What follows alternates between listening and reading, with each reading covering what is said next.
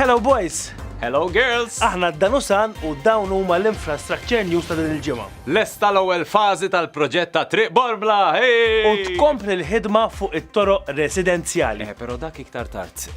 Fil-ġimgħat li għaddew Infrastructure Malta lessit l-ewwel fażi tal-proġett ta' Triq Borbla.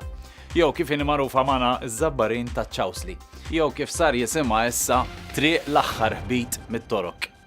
Din it-triq bej Ħażabbar u Żejtun qed tinbena mill-ġdid wara li matul is-snin ħafna partijiet minnha kienu ċedew. Fl-ewwel fażi it-triq tħaffret biex sarula pedamenti ġodda, madwar 1790 blokka tal-franka u 3000 tunnellata konkos, li flimkien jiżnu ma' 6000 tunnellata.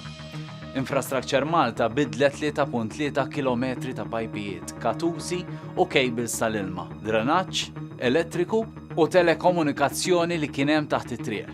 Imniet ukoll sistema ta' 2.5 km ta' pajpijiet u spralli għall-ilma tax-xita. Wara dan ix-xogħol kollu żewġ korsijiet tal-karozzi nksew bl-ewwel saffi ta' asfalt. Issa beda x-xogħol fuq it-tieni fażi biex mal-ġem tat-triq jibnew passaġġ għal mixi ppavimentat u korsija għar-roti. It-tnej maqtuha għalihom il-korsijiet tal-karozzi permezz ta' pjanti u siġar fosthom is-siġar antiki ta' Ċawsli li għalihom hija magħrufa din it-triq.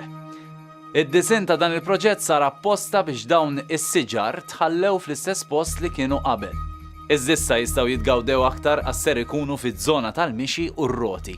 Il-proġett jitlesta fix-xhur li ġejjin. U tkompli l-ħidma fit-toroq residenzjali. Fil-fatt għadhom kif tlestew diversi toroq, fosthom Triq Espri Barte Swieqi, Triq il-Metħna Ħażabbuġ, Triq Bartelmi Marsa Xlok, Triq il-Puniċi Ħalsafi, Triq in-Namura il-Baħrija u Triq Monsinjur Penza Biżabbuġa fost l-oħrajn. Din is-sena Infrastructure Malta għaddejja b'ħidma ferm akbar hekk kif qed tibni mill-ġdid aktar minn 120 triq residenzjali b'investiment ta' 50 miljun euro li tħabbru s-sena li għaddiet. Fil-fatt, il-ġimgħa d-dieħla se nibdew inżuru l-ewwel toroq li fihom beda x-xogħol għal dan ix-xahar.